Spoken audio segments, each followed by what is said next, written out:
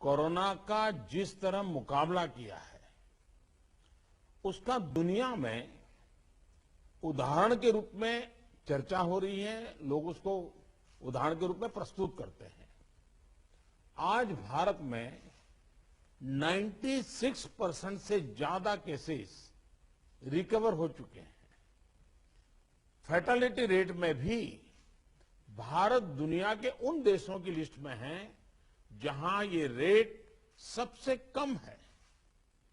देश और दुनिया में कोरोना की स्थिति को सामने रखते हुए जो प्रेजेंटेशन यहां दिया गया उससे भी कई अहम पहलू हमारे सामने आए हैं। दुनिया के अधिकांश कोरोना प्रभावित देश ऐसे हैं जिन्हें कोरोना की कई वेव्स का सामना करना पड़ा है। हमारे देश में भी कुछ राज्यों में केसेस कम होने के बाद अचानक से वृद्धि होने लगी है। आप सभी इन पर ध्यान दे रहे हैं, लेकिन फिर भी कुछ राज्यों का उल्लेख हुआ है, जैसे महाराष्ट्र है, पंजाब है। आप मुख्यमंत्रियों ने भी चिंता व्यक्त की है, सिर्फ मैं कह रहा हूं ऐसा नहीं है। और विशेष चिंता की आप कर भी रहे हैं और करने की जरूरत भी है। हम ये भी देख रहे हैं कि महाराष्ट्र और एमपी में टेस्ट पॉजिटिविटी रेट बहुत ज्यादा है और केसों की संख्या भी बढ़ रही है, बहुत आ रहे हैं। इस बारे में कई ऐसे इलाकों, ऐसे जिलों में भी ये वृद्धि देखने को मिल रही है जो अभी तक खुद को बचाए हुए थे, सेफ जोन थे एक प्रकार से। अब वहां पर हमें कुछ चीजें नजर आ रही हैं। देश के 70 जिलों में तो पिछले कुछ हफ्तों में यह वृद्धि 150% से भी ज्यादा है, 150% से ज्यादा। अगर हम इस बढ़ती हुई महामारी को यही नहीं रोकेंगे तो देशव्यापी आउटब्रेक की स्थिति बन सकती है।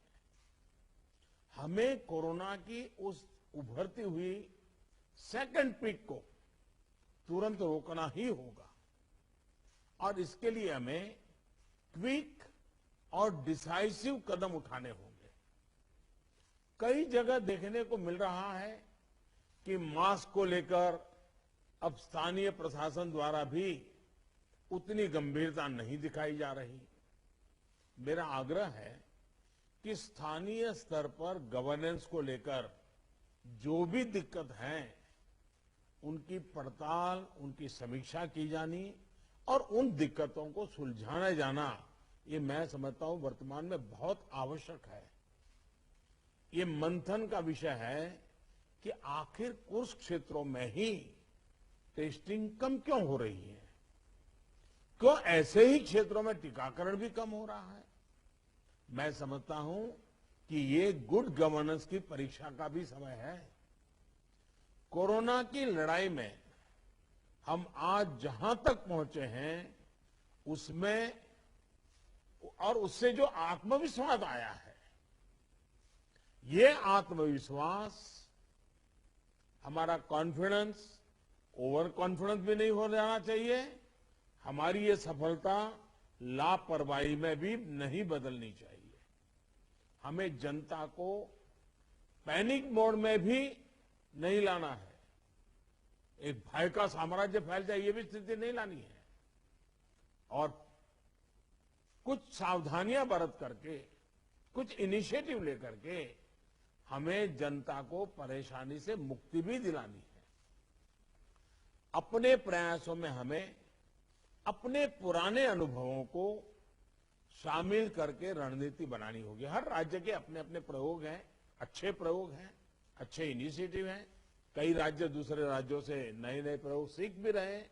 लेकिन अब एक साल में हमारी गवर्नमेंट मशीनरी को नीचे तक ऐसी स्थितियों में कैसे काम करना, करीब करीब ट्रेनिंग हो चुकी है।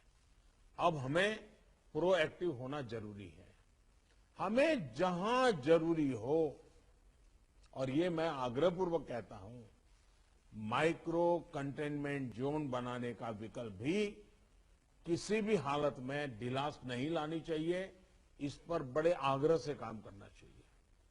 जिलों में काम कर रही पैंडेमिक जो रिस्पांस टीम्स को कंटेनमेंट और सर्वेलेंस एसओपीस इसकी रीओरिएंटेशन की आवश्यकता हो, वो भी किया जाना चाहिए। फिर से एक बार 4 घंटे 6 घंटे के लिए बैठ करके चर्चा हो, हर लेवल पे चर्चा हो, सेंसिटाइज भी करेंगे, पुरानी चीजें याद भी करा देंगे और गति भी ला सकते हैं।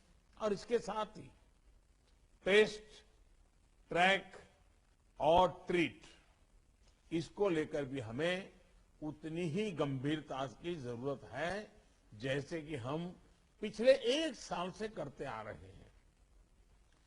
हर संक्रमित व्यक्ति के कॉन्टैक्ट को कम से कम समय में ट्रैक करना और आरटी-पीसीआर टेस्ट रेट 70% से ऊपर रखना बहुत अहम है।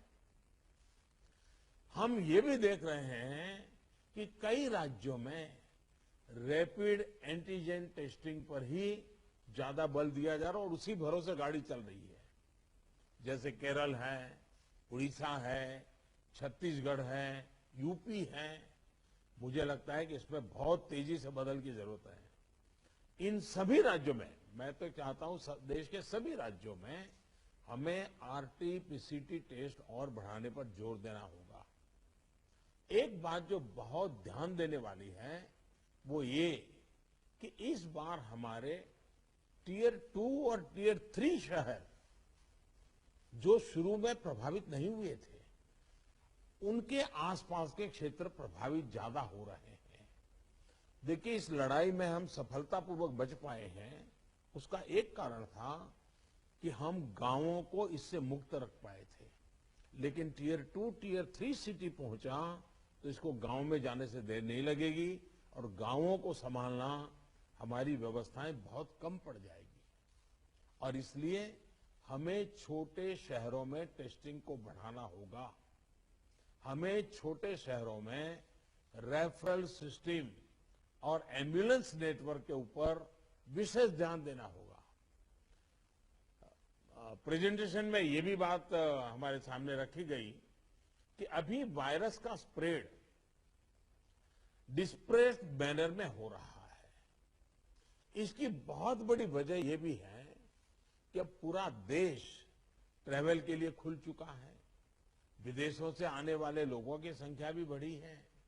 इसलिए आज हर एक केस के ट्रैवल की, उसके कॉन्टैक्ट्स के ट्रैवल की सूचना सभी राज्यों को आपस में भी साझा करना जरूरी है। आपस में जानकारी साझा करने के लिए किसी नए मैकेनिज्म की जरूरत लगती है तो उस पर भी विचार होना चाहिए। इसी तरह विदेश से आने वाले यात्रियों और उनके कॉन्टैक्ट्स के सर्वेलेंस के लिए एसओपी के पालन की जिम्मेदारी भी हमारी अब बढ़ गई है। अभी हमारे सामने कोरोना वायरस के न्यूटन्स को भी पहचाने और उनके प्रभावों का आकलन का भी एक प्रश्न है। आपके राज्यों में आपको वायरस के वेरिएंट का पता चलता रहे, इसके लिए भी जीनोम सैंपल भी टेस्टिंग के लिए भेजा जाना उतना ही अहम है। साथियों, वैक्सीन अभियान को लेकर कई साथियों ने अपनी बात रखी। निश्चित तौर पर इस लड़ाई में वैक्सीन अब 1 साल के बाद हमारे हाथ में एक हथियार आया है। ये प्रभावी हथियार है। देश में वैक्सीनेशन की गति लगातार बढ़ रही है। हम एक दिन में 30 लाख लोगों को वैक्सीन करने के आंकड़े को भी एक बार तो पार कर चुके हैं। लेकिन इसके साथ ही हमें वैक्सीन डोसेज वेस्ट होने की समस्या को बहुत गंभीरता से लेना चाहिए। तेलंगाना और आंध्र प्रदेश में 10% से ज्यादा वैक्सीन वेस्टेज है। यूपी में भी वैक्सीन वेस्टेज करीब करीब वैसा ही है। वैक्सीन क्यों वेस्टेज हो रही है, इसकी भी राज्यों में समीक्षा होनी चाहिए और मैं मानता हूं हर रोज शाम को इसकी मॉनिटरिंग की व्यवस्था रहनी चाहिए और हमारी सिस्टम को प्रोएक्टिव लोगों को कांटेक्ट करके एक साथ इतने लोग मौजूद रहे ताकि वैक्सीन दे, वैक्सीन वेस्टेज न जाए, इसकी व्यवस्था होनी चाहिए। क्योंकि एक प्रकार से जितना परसेंटेज वेस्टेज होता है, हम किसी के अधिकार को बर्बाद कर रहे हैं। हम किसी के अधिकार को बर्बाद करने का हमें हक नहीं है। स्थानीय स्तर पर प्लानिंग और गवर्नेंस की जो भी कमियां हैं, उन्हें तुरंत सुधारा जाना चाहिए। वैक्सीन वेस्टेज जितनी रुकेगी, और मैं तो चाहूंगा राज्यों ने तो जीरो वेस्टेज के टारगेट से काम शुरू करना चाहिए। हमारे यहां वेस्टेज नहीं होने देंगे। एक बार कोशिश करेंगे तो इंप्रूवमेंट जरूर होगा। उतने ही ज्यादा हेल्थ वर्कर्स, फ्रंटलाइन वर्कर्स और दूसरे एलिजिबल लोगों को वैक्सीन की दोनों डोज पहुंचाने के हमारे प्रयास सफल होंगे। मुझे विश्वास है कि हमारे इन सामूहिक प्रयासों और रणनीतियों का अमल जल्दी ही हमें दिखाई देगा और उसका परिणाम भी नजर आएगा। अंत में मैं कुछ बिंदु फिर एक बार दोहराना चाहता हूं ताकि हम सभी इन विषयों पर ध्यान देते हुए आगे बढ़े। एक मंत्र जो हमें लगातार हम सबको कहना होगा, दवाई भी और कड़ाई भी। देखिए, दवाई मतलब बीमारी चली गई, ऐसा नहीं। मान लीजिए किसी को जुकाम हुआ है, उसने दवाई ले ली, सब ली, लेकिन इसका मतलब ये नहीं है कि उसको ठंडी जगह पे बिना सुरक्षा के ऊनी कपड़े वगैरह पहने बिना वो चला जाए, बारिश में कहीं भीगने के लिए चला जाए। भाई ठीक है, तुमने दवाई ली है, लेकिन तुम्हें बाकी संभालना तो पड़ेगा ही पड़ेगा। ये हर हेल्थ का नियम है जी। ये कोई इस बीमारी के लिए नहीं है, ये हर बीमारी के लिए है जी। अगर हमें टाइफाइड हुआ, दवाई हो गई, सब हो गई, फिर भी डॉक्टर कहते हैं वे इन चीजों को नहीं खाना।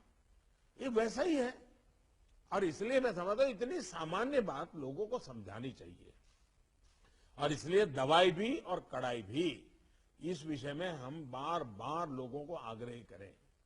दूसरा जो विषय मैंने कहा, आरटीपीसीआर टेस्ट को स्केल अप करना बहुत आवश्यक है ताकि नए केसेस की पहचान तुरंत हो सके। स्थानीय प्रशासन को माइक्रो कंटेनमेंट जोन बनाने की दिशा में हमें आग्रह करना चाहिए। वो वहीं पर काम तेजी से करें, हम बहुत तेजी से रोक पाएंगे ताकि संक्रमण का दायरा फैलने से रोकने में वो मदद करेगा। वैक्सीन लगाने वाले केंद्रों की संख्या बढ़ाने की आवश्यकता है। वो प्राइवेट हो, सरकारी हो, जितना, जैसा आपने मैप देखा होगा, वो आपके लिए भी राज्यवार भी बनाया। वो शुरू में जो ग्रीन डॉट वाला बताया था, और देखने से ही पता चलता है बहुत सारे इलाके हैं कि जहां लाइट ग्रीन लग रहा है, मतलब कि हमारे वैक्सीनेशन सेंटर उतने नहीं है और या तो एक्टिव नहीं है। देखिए, टेक्नोलॉजी हमारी बहुत मदद कर रही है। हम बहुत आसानी से डे टू डे चीजों को ऑर्गेनाइज कर सकते हैं। इसका हमें फायदा तो लेना है, लेकिन उसमें उसके आधार पर हमें इंप्रूवमेंट करना है। हमारे जितने सेंटर्स प्रोएक्टिव होंगे, मिशन मोड में काम करेंगे, वेस्टेज भी कम होगा, संख्या भी बढ़ेगी और एक विश्वास तुरंत बढ़ेगा। मैं चाहता हूं कि इसको बल दिया जाए। साथ ही एक बात हमें ध्यान रखनी होगी, क्योंकि ये वैक्सीन निरंतर प्रोडक्शन हो रहा है और जितना जल्दी हम इससे बाहर निकले, हमें निकलना है। अदरवाइज ये 1 साल, 2 साल, 3 साल तक खींचता चला जाएगा। एक मुद्दा है वैक्सीन की एक्सपायरी डेट। हमें ध्यान रखना चाहिए कि जो पहले आया है उसका पहले उपयोग हो, जो बाद में आया है उसका बाद में उपयोग हो। अगर जो बाद में आया हुआ हम पहले उपयोग कर लेंगे तो फिर एक्सपायरी डेट और वेस्टेज की स्थिति बन जाएगी। और इसलिए मुझे लगता है कि अवॉइडेबल वेस्टेज से तो हमें बचना ही चाहिए। हमें पता होना चाहिए कि ये लॉट हमारे पास जो है, इसकी एक्सपायरी डेट ये है, हम सबसे पहले इसका उपयोग कर लेंगे। ये बहुत जरूरी है। और इन सभी बातों के साथ इस संक्रमण के फैलाव को रोकने के लिए जो मूलभूत कदम है, जैसा मैं कहता हूं, दवाई भी और कड़ाई भी। मास्क पहनना है, 2 गज की दूरी बनाए रखना है, साफ सफाई का ध्यान रखना है, पर्सनल हाइजीन हो या सोशल हाइजीन, पूरी तरह उसको बल देना पड़ेगा। ऐसे कई कदम जो पिछले 1 साल से हम करते आए हैं, फिर से एक बार उसको बल देने की जरूरत है। फिर से इस बार आग्रह करने की जरूरत है।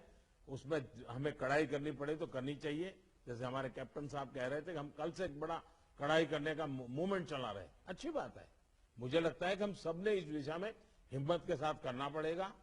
मुझे विश्वास है कि इन विषयों पर लोगों की जागरूकता बनाए रखने में हमको सफलता मिलेगी। मैं फिर एक बार आपके सुझावों का लिए धन्यवाद करता हूं। और भी जो सुझाव है आप जरूर भेजिए। जो हॉस्पिटल के विषय में जो आज चर्चा निकली है, आप 2-4 घंटे में ही सारी जानकारी दे दीजिए, ताकि मैं शाम को 7-8 बजे के आसपास मेरे डिपार्टमेंट के लोगों के साथ रिव्यू करके इसमें से अगर कोई बॉटल नेक है तो उसको दूर करने के लिए कोई आवश्यक निर्णय करने होंगे तो हेल्थ मिनिस्ट्री तुरंत कर लेगी और मैं भी उस पर ध्यान दूंगा। लेकिन मैं कहता हूं कि हम अब तक जो लड़ाई जीतते आए हैं, हम सबका सहयोग है। एक एक हमारा कोरोना वॉरियर का सहयोग है, उसके कारण हुआ है। जनता जनार्दन ने भी बहुत कोऑपरेट किया है जी। हमें जनता से जूझना नहीं पड़ा है। हम जो भी बात लेते गए, जनता ने विश्वास किया है, जनता ने साथ दिया है और भारत विजयी हो रहा है 130 करोड़ देशवासियों की जागरूकता के कारण, 130 करोड़ देशवासियों की सहयोग के कारण, 130 करोड़ देशवासियों के कोऑपरेशन के कारण। हमें जितना जनता जनार्दन को इस विषय पर फिर से जोड़ पाए, फिर से विषय को बताएंगे, मुझे पक्का विश्वास है कि जो अभी बदलाव नजर आ रहा है, हम उस बदलाव को फिर से एक बार रोक पाएंगे, फिर से हम नीचे की तरफ ले जाएंगे, ऐसा मेरा पक्का विश्वास है। आप सबने बहुत मेहनत की है। आपके पास इसकी एक एक्सपर्टाइज टीम बन चुकी है। थोड़ा आप डेली 1 बार 2 बार पूछना शुरू कर दीजिए, सप्ताह में 1-2 बार मीटिंग लेना शुरू कर दीजिए, चीजें अपने आप गति पकड़ जाएगी। मैं फिर एक बार बहुत शॉर्ट नोटिस में आप सबको आज की मीटिंग मैंने ऑर्गेनाइज की, लेकिन फिर भी आपने समय निकाला और बहुत विस्तार से अपनी सारी जानकारियां दी। मैं आपका बहुत बहुत आभार व्यक्त करता हूं। धन्यवाद जी।